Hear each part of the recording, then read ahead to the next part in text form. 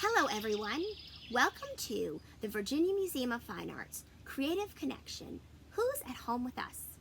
This video is brought to you by VMFA Early Childhood Education. We are excited to be sharing with you. In our lesson, we will read a story, sing songs, create art, and look closely at a work of art from the VMFA Collection. If you have any questions or comments, please feel free to email us at earlychildhood@vmfa.museum. Enjoy! Hello everyone, and welcome to our VMFA Early Childhood Creative Connection. I hope you're ready to have some fun with us, so let's get started. We're going to begin with our welcome song, so can you put your hands up and wiggle your fingers and get ready to sing along? Okay, here we go. Welcome everybody, let's wave hello. Let's touch our nose and wiggle our toes. Welcome everybody, let's pinch our cheeks and smack our knees and stomp our feet. Welcome everybody, let's wiggle our ears and blink our eyes and clap our hands. Welcome everybody, let's start our class. Great singing, everyone. Okay, so I thought I would begin by giving you a clue about what our class is going to be about today. So I'm going to say a rhyme, and I want you to see if you can figure it out. And my rhyme has some hand motions that you can learn so that you can do it with me. So our rhyme goes like this. This is a nest for a bird. And then can you make a bird flying out of your nest? Tweet, tweet, tweet. This is a hive for a bee. Can you make a bee come buzzing out of your hive? Zzz. Good job. This is a hole for a bunny. Can your bunny pop out and wiggle its ears? And this is a house for me. Can you touch your hands over your head and make a roof? All right, I think you've got it. So let's do it one more time. Ready? This is a nest for a bird, and this is a hive for a bee. This is a hole for a bunny, and this is a house for me. Great job! So from our rhyme, can you guess what we're going to be talking about today? Yes, we're going to be talking about homes, and I bet you do lots of fun things in your home. What do you like to do? Wow, I'm hearing some people say that they like to play, and some of you like to dance or make music, and some of you like to build and create art. I know at the museum we create art in the art studio, so I'm wondering if you have a special place in your home that you like to create art.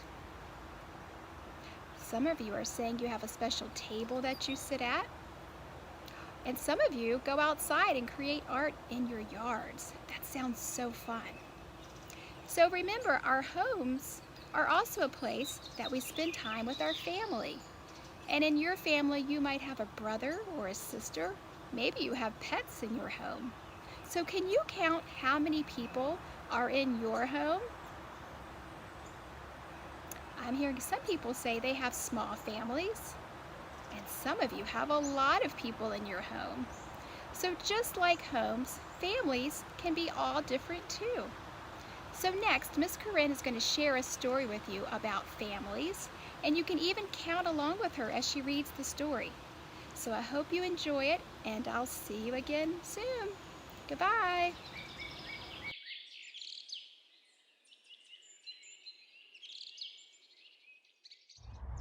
Hello everyone, Miss Corinne here with VMFA Early Childhood Education, and we have been learning about homes and the people we live with.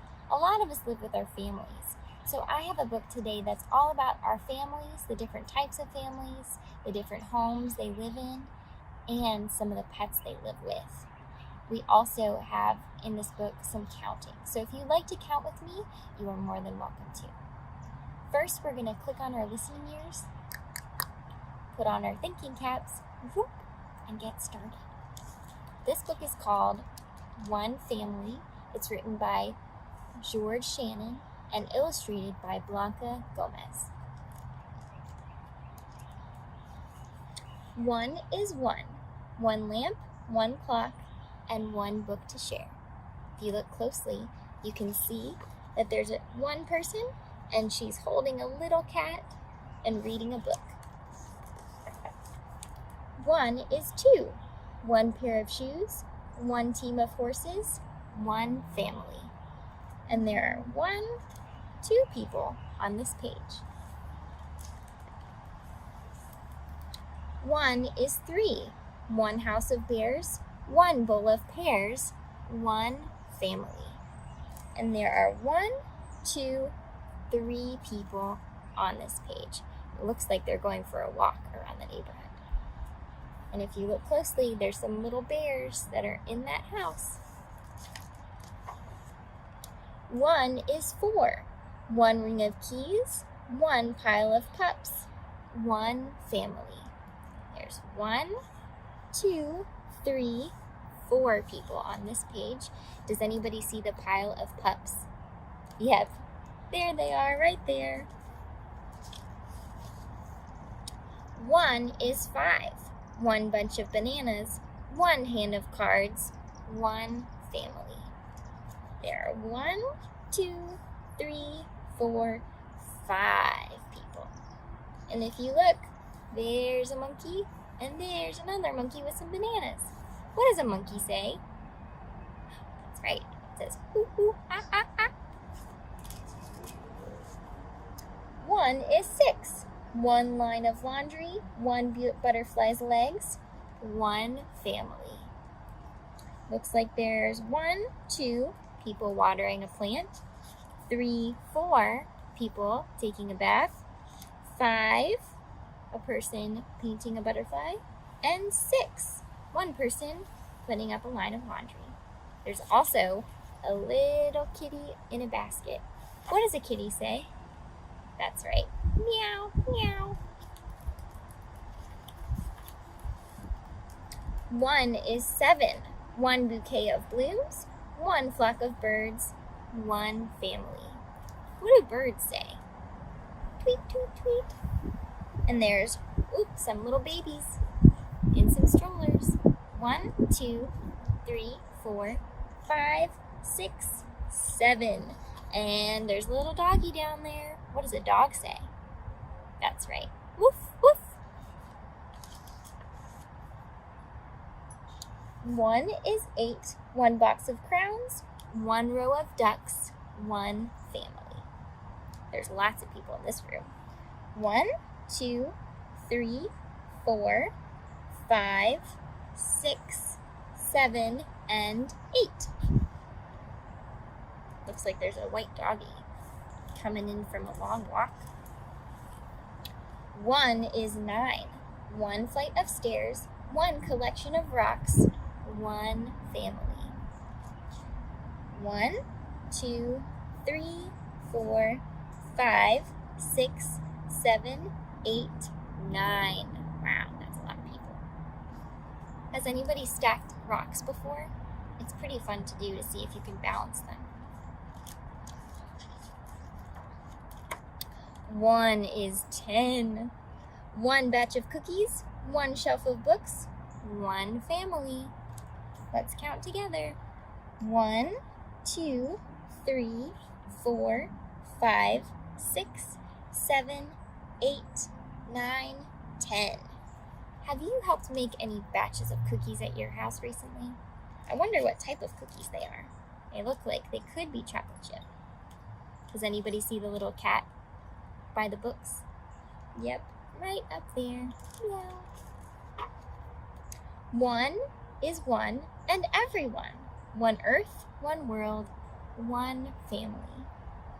There's lots and lots of people on this page taking walks, and you can see a lot of their different houses. All right, and that is the end, my friend.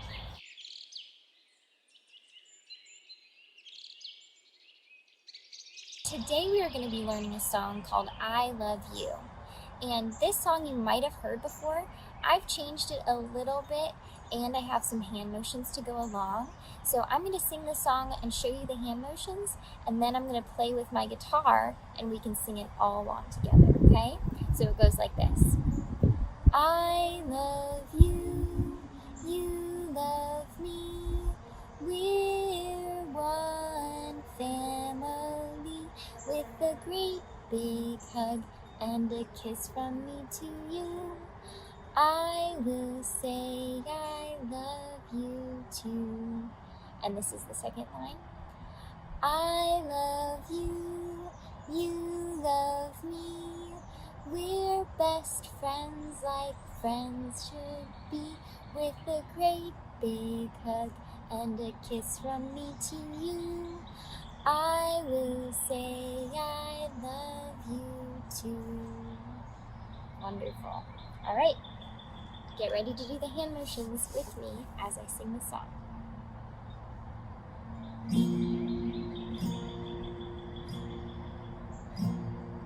I love you, you love me, we're one family, with a great big hug and a kiss from me to you. I will say I love you too. I love you, you love me, we're best friends like friends should be, with a great big hug and a kiss from me to you. I will say I love you too. Do you want to hum the last line with me again? All right, let's do it together.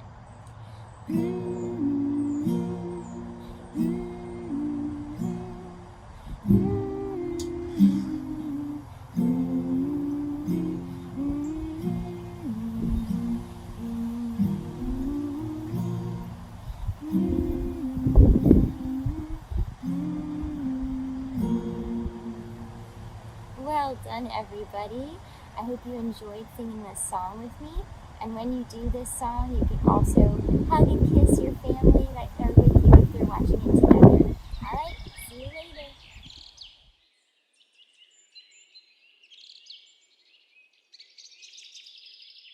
Hello friends, my name is Miss Charlotte and we're going to be learning a lap bounce called Boing Boing Squeak.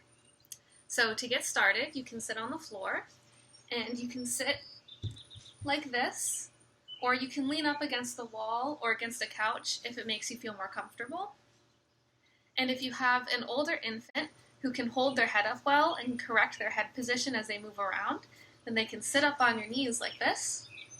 But if you have a younger infant who can't hold their head up quite as well, then they can kind of lie down between your legs where it's nice and secure and bounce like this. If you have an older child who might be a little bit too heavy to bounce on your lap like this, you can try sitting in a chair and giving them a bounce on your knee. Or you can also just try standing up and doing a little dance together. Okay? So always make sure you're comfortable and use common sense when you're getting ready to do a lap bounce. Now to start this lap bounce, we go boing, boing, squeak. And when you say squeak, you can give your child a little bit of a squeeze. Or if they're lying down, you can give them a little bit of a tickle. Okay? Let's get started. Boing, boing, squeak. Boing, boing, squeak. A bouncing mouse is in my house. He's been here for a week. He bounced on in from nowhere and quickly settled in. I hope he came alone. I heard he had a twin.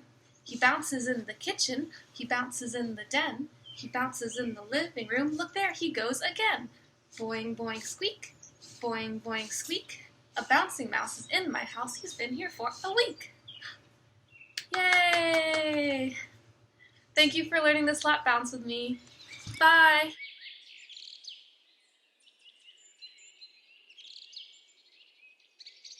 Hello everyone! I have a really fun art project to share with you.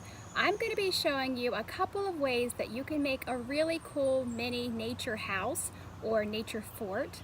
And we're going to be using some really simple materials that you can find around your house or even in your backyard. So the first thing you'll need is a sturdy piece of cardboard. Mine is 10 inches by 10 inches. but you can use any size that you have available at home. You'll also need some air dry clay or Play-Doh, and if you don't have this at home, you can make your own air dry clay like I did. And I just followed a really simple recipe. I combined 1/4 cup of flour, 1/4 cup of cornstarch, and 1/4 cup of salt. So you'll mix those 3 ingredients together, and then you'll slowly add 1/4 cup of water. So you want to add a little bit of water at a time until you get the consistency that you like. You'll also need a small rubber band and a piece of string or yarn, and you'll need some sticks. So I have some sticks I collected in my yard. They are 8 to 10 inches long. You can use whatever size you have. And then you'll need some other natural materials like tree bark. These are things I found in my yard. A pine cone. You might have some shells that you collected at the beach. I found some spiky gumballs. You could also collect rocks, and if you have acorns, you can use acorn tops, and you might want some kind of greenery like this, or some leaves or grass or whatever you have in your yard. Okay, so I'm going to start by showing you how to make the basic structure of your nature house or nature fort, and then you get to have fun deciding how you're going to decorate it. So I'm going to scoot this out of the way, and this is just my example of what your nature fort could look like. Now, does yours have to look like mine? No.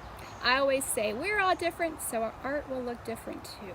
So remember, this is just one example, but you guys are so creative. I know you have lots of great ideas. So I'll scoot this out of the way, and I'm going to grab my cardboard. This is the base of your nature house or nature fort. Scoot some of this. And so we're going to start with our clay or Play-Doh. And remember, if you're making your own homemade dough, it's always fun to let your kids help.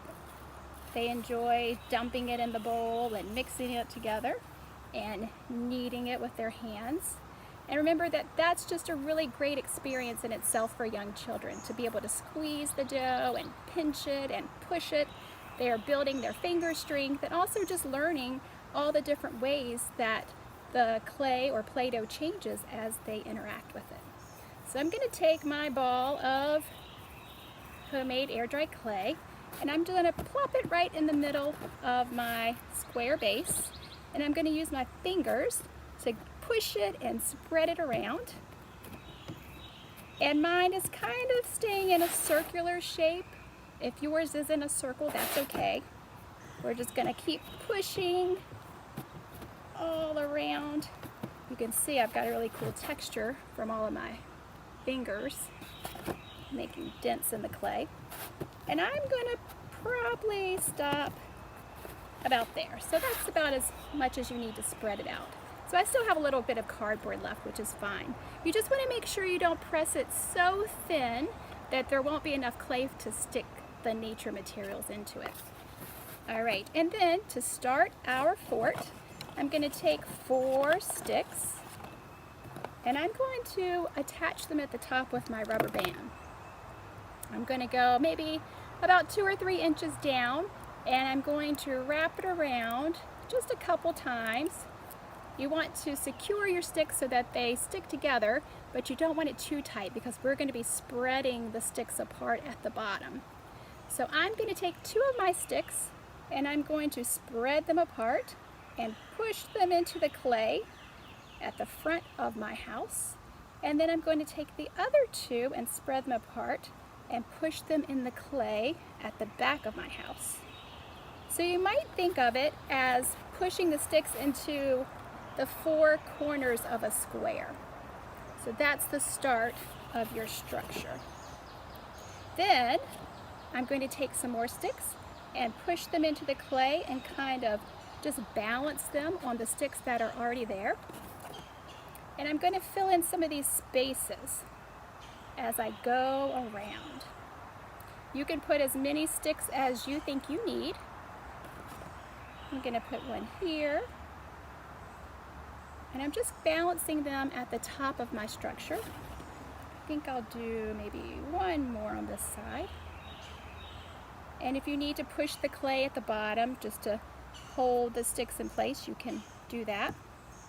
All right, so now I want to make sure my new sticks stay up. So I'm going to attach them with my string to the first 4 that we put in. I'm going to leave a little bit of my yarn loose because I'm going to be tying a knot.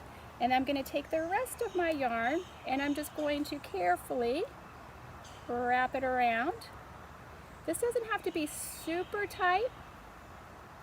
You just want to make sure that all of the sticks are secure. You can also cover up the rubber band if you don't want that to show, but if it's showing, it's okay.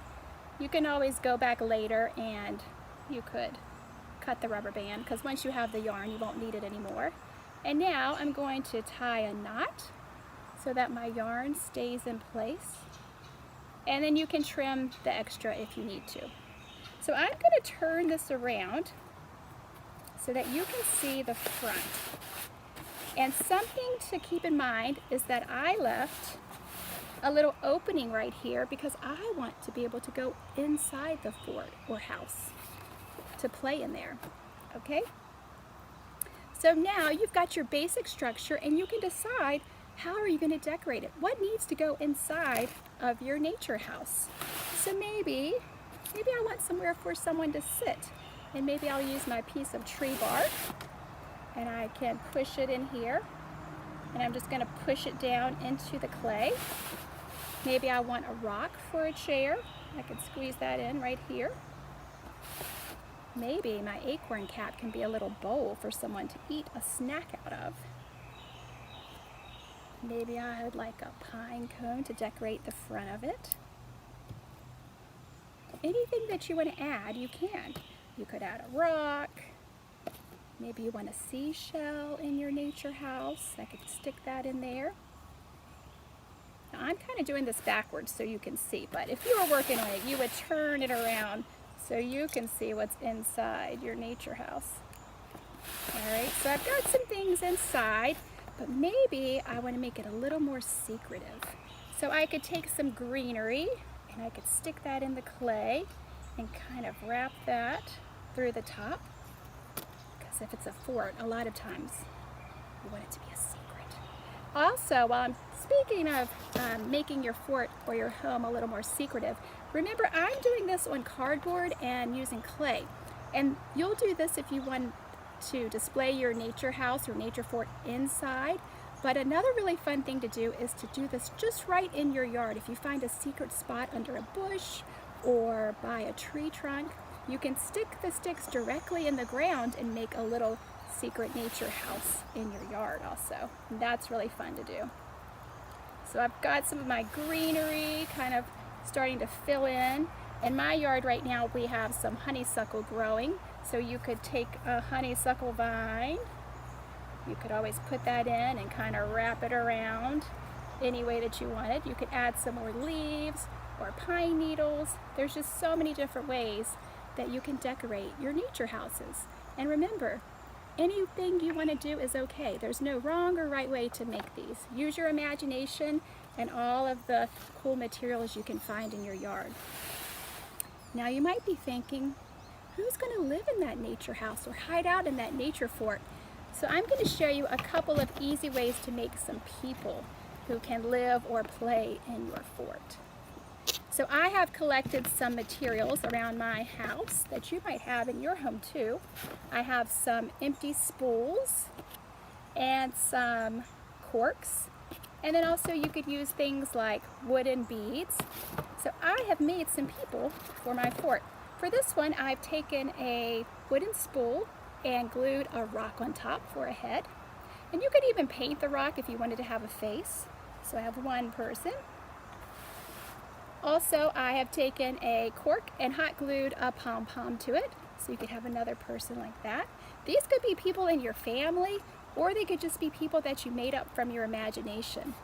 You could take a spool and add a spiky gumball. Kind of looks like someone with some crazy hair.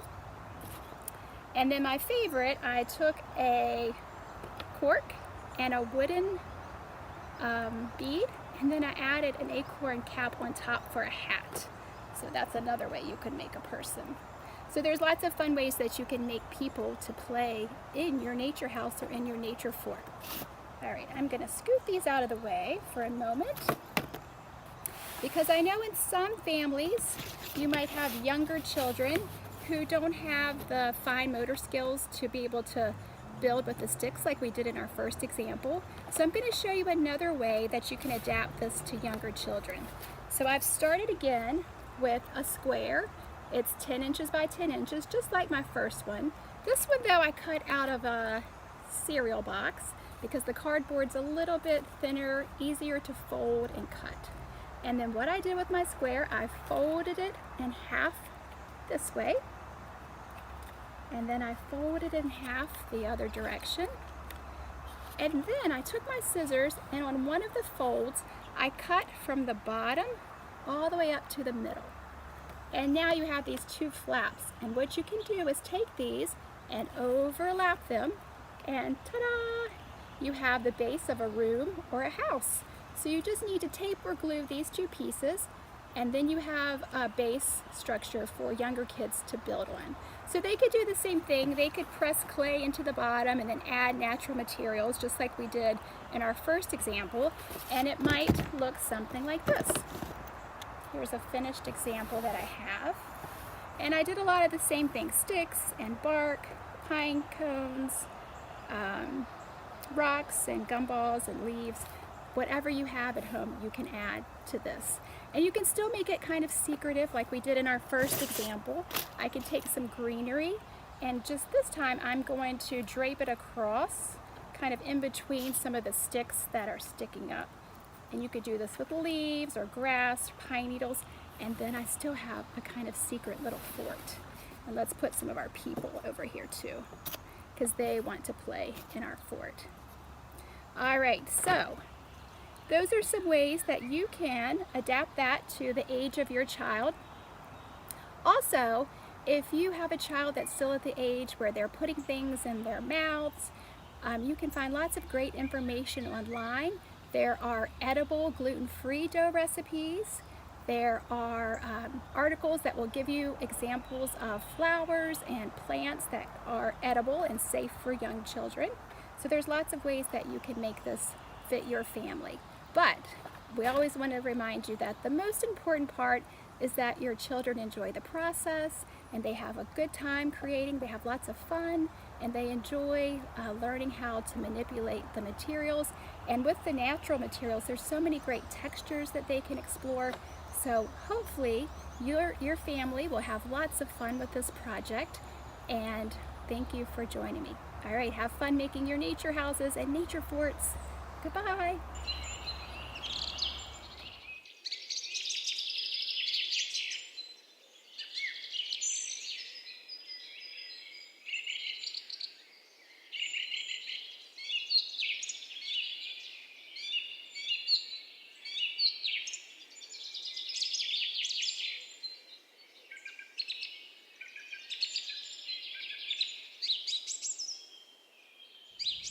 Today we are going to be talking about an African-American photographer named Sean Walker.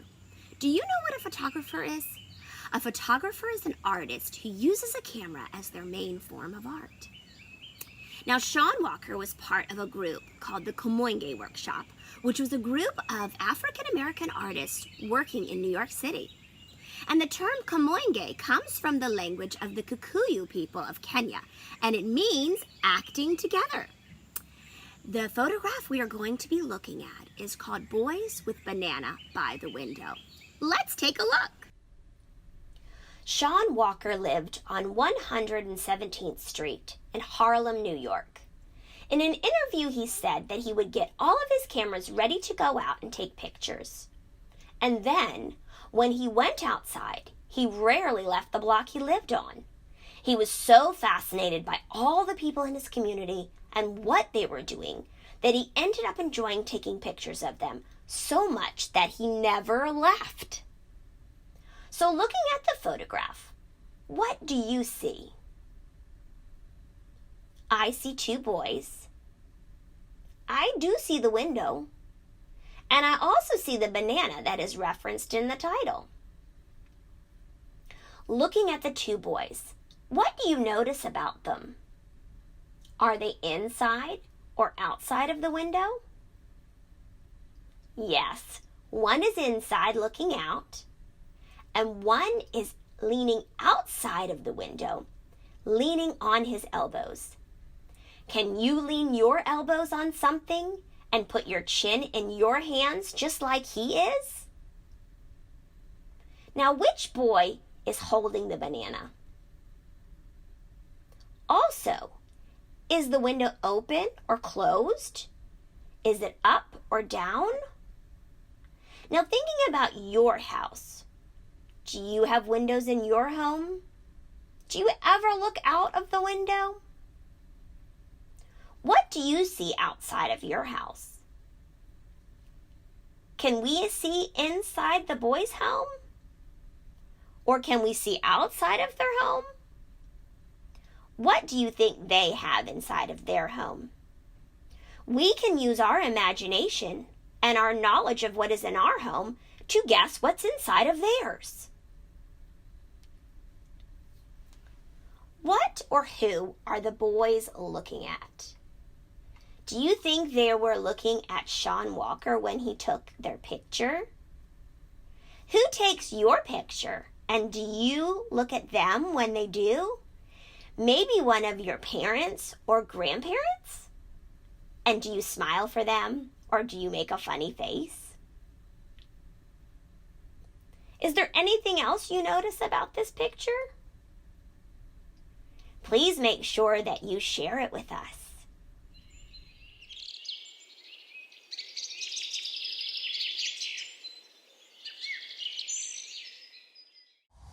Hello everyone, I'm back and I just wanted to say thank you for joining us for our creative connection today that was all about our homes and our families.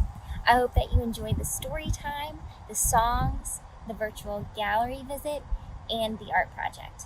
I know that we enjoyed it as well. So if you've been to class with us, you know our goodbye song, and if you don't, we'll learn it and sing it along, okay? So what we do is we normally raise our hands and we wiggle our fingers, and then we wave back and forth as we sing the song.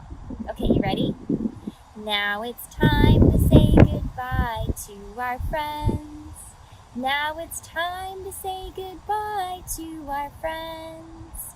Now it's time to say goodbye. Give a smile and a high five.